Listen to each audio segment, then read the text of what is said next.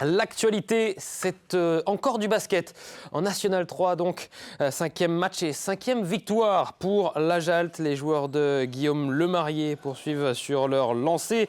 Toujours dans l'objectif de monter en National 2 à l'issue de cette saison. À domicile face à Orme, Jérémy Leloup et ses partenaires ont maîtrisé la rencontre. Et ce, dès le début de match, en prenant rapidement large, 22 points d'avance à la mi-temps. Au retour des vestiaires, les Jaltais perdent un peu de leur adresse, mais restent solides défensivement. L'écart avec l'équipe ormoise est contrôlé. Et la Jalt s'impose une nouvelle fois, score final 78 à 62. Alain Kofi termine meilleur marqueur de la rencontre avec 26 points au total. Retour sur cette 5e victoire consécutive avec le coach Guillaume Lemarié. On fait une très belle première mi-temps, vraiment, des deux côtés du terrain, vraiment. On arrive à être à la fois agressif en défense et en même temps mettre beaucoup de rythme sur nos attaques et appuyer beaucoup dessous. On a vraiment dominé au niveau du rebond, donc on a eu pas mal de deuxième chances également. Une deuxième où on est bien en défense. Voilà, ce soir on prend 61 points, il ne faut pas faire la fine bouche. C'est très bien. On a manqué un petit peu d'adresse, mais je pense aussi qu'on ne trouvait plus nos intérieurs sur la deuxième. On manquait un petit peu de cette alternance entre jeu extérieur, jeu intérieur. Et voilà, mais bon, voilà, l'important c'était de gagner ce soir, donc c'est bien, c'est bien. La Jalt est deuxième du classement, à égalité avec Chaland et Panazol. Un match dans 2 semaines pour les Sartois face à la Séguinière, l'un des prétendants à la montée en National 2. En National 3 féminine à présent, après la lourde défaite face à Rennes, les Mantelles l'Avenir Saint-Pavin voulaient réagir et avec la manière, et c'est ce qu'elles ont fait à domicile face à Carquefou. Un début de match en faveur des banlieusards de Nantaise, mais Saint-Pavin recolle au score avant la mi-temps, 23-24. Les joueurs de Guillaume Coulbeau prennent même l'avantage dans le 3e quart-temps, grâce notamment à une belle adresse à 3 points. Les visiteuses vont tenter de réagir en fin de rencontre, en vain, et victoire 67-58 de l'Avenir Saint-Pavin. On écoute le coach après cette nouvelle victoire de son équipe. Déjà, ce qui était important, c'était de retrouver de la confiance qui nous avait complètement fui la semaine dernière. On était passé à côté de notre match. Vous savez que Carquefou, c'était un gros morceau. C'est une équipe qui était invaincue depuis plus d'1 an. Donc pas simple de les jouer chez nous, mais c'est ce que j'ai dit aux filles. Il faut qu'on se fasse confiance, qu'on croit aussi en nos chances. Puis surtout qu'on retrouve des vertus défensives. Ce qu'on a très bien fait pendant 3 quarts-temps. Très bien fait. Bon, voilà, le dernier quart-temps était plus compliqué.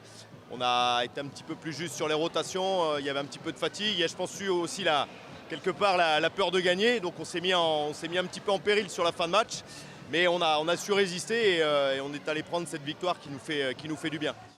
Saint-Pavin est 4e du classement avec 3 victoires pour une seule défaite. Prochain match face, là aussi, à la Séguinière, là aussi.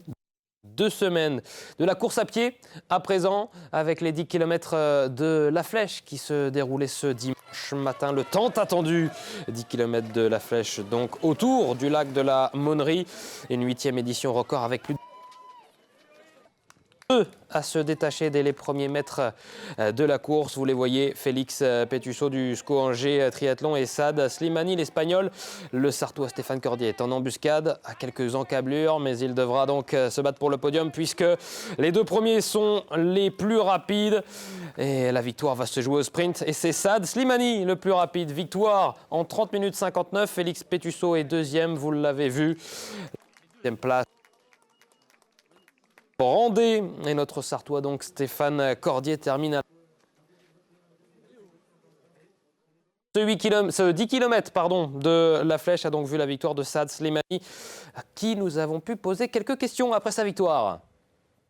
Oui, c'était mon objectif pour mes préparations ici pour le marathon de Francfort au 27 octobre. Donc j'ai dit je dois avoir 2 courses avant le marathon. Donc c'est plus rythmique. C'est pas plus rapide. Avec mon conquérant Félix, il est plus rapide que moi. Et la course a été tactique à la fin, mais au début c'était trop rapide.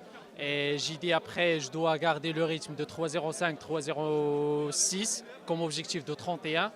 Et après, je trouve la course, elle était au 30-30, je pense. On a venu au 30-30, mais le parcours, c'était trop rapide aussi. Et l'organisation, c'était très, très, très bien. C'est où que tu fais la différence avec ton principal adversaire? C'est les derniers 300 mètres. Les derniers 300, on a été ensemble toute la course à 9 km 700. Et dans les derniers, j'ai dit, pourquoi pas, je ferai les tentatives pour faire une attaque. Et à la fin, ouais, j'ai trouvé une bonne victoire. T'es content de ta forme, de ta condition physique là? T'es content? Oui, je suis content et aussi j'ai un rythme, donc j'ai plus d'endurance que la rapidité. Mais pour la rapidité 3-2 sciences, ça va être bien. Voilà pour Saad Slimani vers son grand objectif, le marathon de Francfort dans quelques jours. Chez les dames, victoire de Charlène Étoile en 35-38. La sociétaire de freerun athlétisme 37 s'impose donc. La deuxième place pour Eva Coutan, qui arrive quelques secondes après la gagnante en 35-43. Et la troisième place pour Louison Cureau, là aussi du freerun 37. On écoute la grande vainqueur Charlène Étoile de ce 10 km de La Flèche. Je suis très satisfaite de moi, tous les voyants étaient au vert. Cette victoire, elle a une grande valeur, en ce moment pour moi morale. Et deuxièmement, j'avais à cœur de remporter cette épreuve, de maintenir mon titre et de montrer de quoi j'étais capable aujourd'hui, parce qu'on ne me voyait pas vainqueur.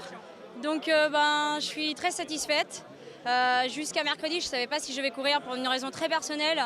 De mercredi à aujourd'hui, c'était je cours, je ne cours pas, je cours, je ne cours pas. Jusqu'à hier, je me suis dit si, il faut que je cours. Je suis en forme, j'ai tout fait pour être en forme aujourd'hui. J'étais bien hier sur mon petit footing. J'ai dit non, c'est pas possible, là j'ai un record dans les jambes, je pense que je bats mon record. Je ne sais pas exactement combien je fais, est-ce que j'arrête mon chrono après, mais je dois être dans les 35-45 je pense. Je ne sais pas trop exactement.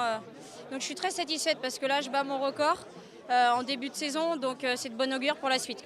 Oui, et c'est même plus que ça, c'est 35-37 pour Charlène Étoile. Bravo à elle qui remporte donc chez les dames le 10 km de La Flèche. Bravo à ceux également qui ont parcouru le 5 km en ouverture de cette matinée du côté du lac de la Monnerie à La Flèche. Du cyclocross. À présent, ce dimanche, c'était aussi l'ouverture donc de la saison de cyclocross en Sarthe, direction Parigny-l'Évêque. Donc pour l'ouverture de la saison des sous-bois, comme on dit, et dès le départ, 2 hommes prennent plusieurs longueurs d'avance, 2 garçons de l'équipe professionnelle du team Gevel Roadborn. Et très rapidement, on comprend que Cyprien Gilles et Tristan Verrier, tous de noir vêtus, vont se disputer la victoire entre coéquipiers, même si le Sartois Yvonique Loger se bat derrière avec Kylian Level pour revenir à la mi-course. Cyprien Gilles commet une petite erreur dans un virage, son coéquipier Tristan Verrier en profite pour accélérer. Le Mayennais ne sera jamais repris. La victoire pour Tristan Verrier, qui remporte son 2e succès de la saison, 2e place pour Cyprien Gilles. La 3e place, elle est pour Yvonique Loger du VS Fertois, 1er Sartois. On écoute le vainqueur Tristan Verrier au micro d'Amoun Chamsoudine.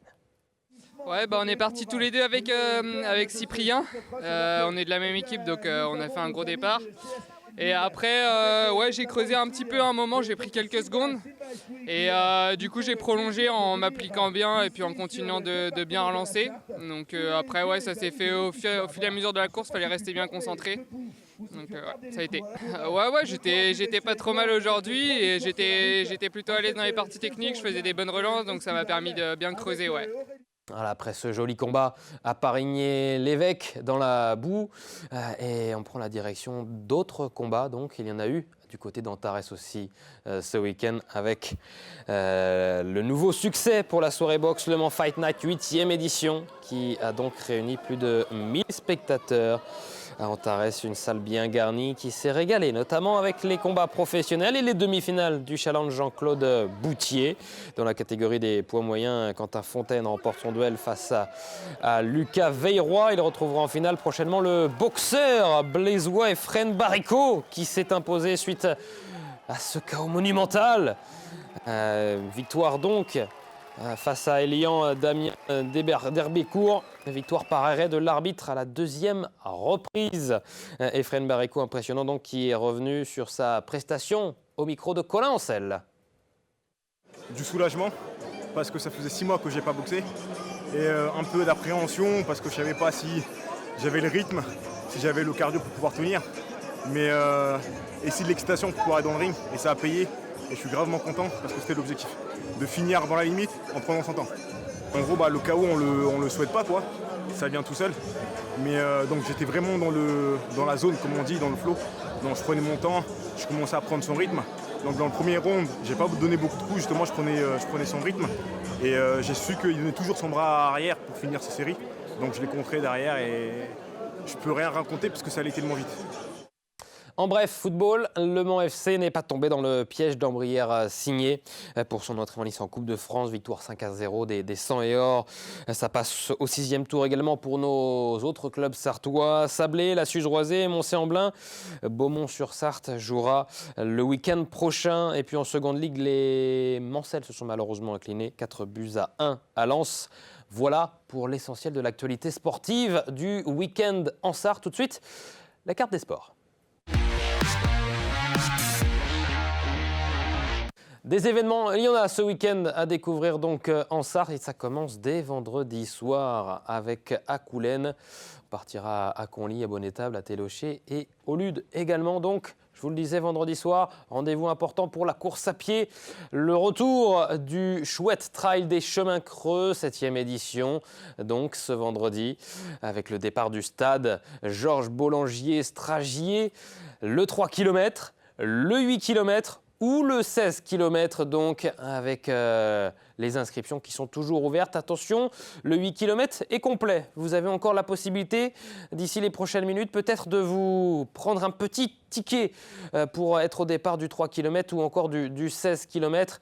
Pensez bien à votre petite lampe frontale pour vous éclairer. C'est obligatoire pour participer à cet événement. On en parle d'ailleurs en 4e et dernière partie d'émission avec le président du club organisateur, le JS Coulen. Samedi, la caravane Sarthe Terre de Jeux à Bonnétable, donc dans le prolongement des Jeux Olympiques de Paris 2024. Cette caravane Sarthe Terre de Jeux passera donc par Bonnétable ce samedi, toute la journée. Un dispositif d'animation sportive et ce gratuitement qui s'adresse à tout le public, que ce soit les plus grands comme les plus petits, que vous soyez licencié dans un club ou non. Et puis, il y a également du théâtre. On n'en parle pas souvent dans cette émission de sport, mais quand on parle de sport au théâtre, eh bien, on en parle, bien évidemment, avec une pièce de théâtre qui se jouera à Conéré, La Passerelle, donc un duo qui va retracer la vie et le destin tragique de Gilles Villeneuve, pilote automobile légendaire, insouciant et fonceur. Dans ce spectacle, l'histoire de Gilles Villeneuve et du monde de la Formule 1 des années 80 résonne avec la folie et la frénésie de notre société. Donc l'effet de sol, voilà la pièce de théâtre qui sera proposée du côté de Conéré ce samedi à 20h30. Il y a un match de Coupe de France amateur basket également samedi soir. À ne pas oublier, les Mouettes de Saint-Marc-d'Outillier, club de Régional 3, vont défier Brissac, les Vendéens de National 2. Il y a du niveau d'écart, mais en Coupe de France, tout est possible. C'est la magie, évidemment, de cette compétition. Donc, rendez-vous pour les soutenir, car ils auront besoin de votre soutien pour créer la surprise. Nos Sartois, eh bien, c'est ce samedi au gymnase de Saint-Marc-d'Outillier, donc à 20h30. Soyez là pour les encourager, les basketteurs de Saint-Marc-d'Outillier, les Mouettes de Saint-Marc-d'Outillier. Dimanche, de la course à pied, encore du côté du Lude, avec les foulées ludoises. Donc, ce dimanche, avec plusieurs distances. Il y a le 10 km à 9h15, le 15 km un peu plus tôt. Vous pouvez également prendre part à la marche, donc avec 5 km au programme. Là aussi, vous pouvez encore vous inscrire. Le départ et l'arrivée, c'est au même lieu, c'est à la mairie du Lude. Et c'est toujours magnifique avec ce splendide château du Lude, bien évidemment. Du cyclisme avec le Funky Gravel Ride du côté de Télocher. Nouvel événement proposé donc à Télocher par l'association Passionnement Gravel. 60 km, 80 km ou 100 km au programme. Donc avec un petit peu de dénivelé positif, vous pouvez encore vous inscrire donc sur le site internet que vous voyez en bas de votre écran. Les 3 heures VTT de Conly également, si vous voulez faire ça en solitaire ou en relais, en duo donc ou solo, vous pouvez là aussi vous inscrire. Ça se passe de 13h à 16h sur un circuit de 4 km tracé autour du plan d'eau. 12 € si vous le faites en solo, 24 € si vous le faites en duo. Voilà, tous les renseignements sur le site des 3 heures VTT de Conly. Et puis, on termine toujours à Conly. On reste dans le nord de la Sarthe, donc, avec ce concours de pétanque en double formé au Boulodrome de Conly. Vous pouvez là aussi vous inscrire. Inscription sur place dès 13h. Voilà pour cette riche carte des sports. Il y en a des événements ce week-end en Sarthe et ça fera du travail aussi en plus à notre reporter sur le terrain, Amoun Chamsouning, qui devra faire le plus d'événements possible évidemment pour qu'on vous promette une magnifique émission lundi prochain. Dans un instant, on parle de quoi ? On parle de tennis de table pour la rentrée de Le Mans Sarthe TT qui fait sa toute première saison historique, donc en Pro A, championnat professionnel le plus haut niveau en France en tennis de table féminin. On sera donc avec Jérôme Suran, l'entraîneur de Le Mans Sarthe tennis de table, et Claire Clavier, la capitaine de cette équipe. On en parle tout de suite, juste après une courte page de pub.